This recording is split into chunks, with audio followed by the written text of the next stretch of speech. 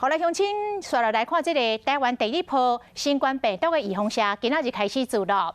透早7点半，疫情指挥中心的指挥官陈时中就来到病院，行政院长苏贞昌嘛伫7点40分到位，两个人带头来做第一波的阿斯特捷利康 AZ 疫苗。苏贞昌做完了后，休困半点钟。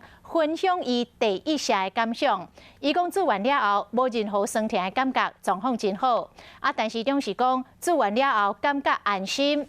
也毋过这苏贞昌甲陈时中做疫苗的过程拢无来公开，引发着外界的质疑是做假射。陈时中强调讲，因当然袂来做假。 秋5比起来，73岁行政院长苏贞昌驻全台湾头一支新冠病毒疫苗，也就是第一波来台湾的阿斯特捷利康 AZ 疫苗。好，谢谢。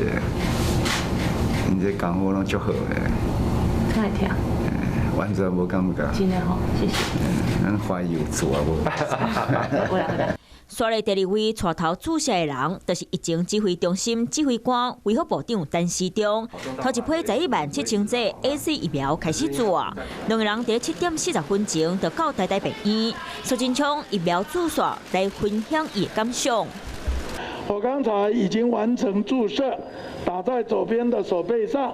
现在打针的地方并没有任何疼痛的感觉，身体也没有任何酸痛的感觉。那刚才经过30分钟的休息，现在状况良好，没有任何不舒服的感觉。部长感觉怎么样？部长打完感觉怎么样？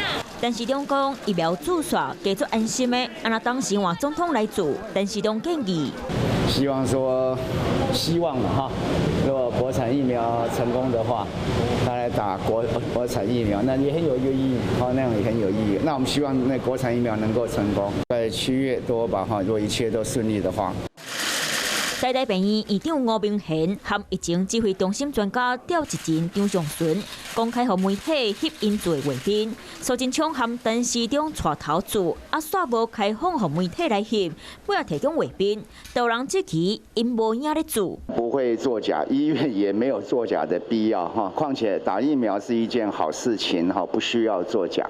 台大病院收了1500剂 AZ 疫苗，院内8000外医护人员内底有1700外愿意先做，希望在2礼拜内把1500剂做完。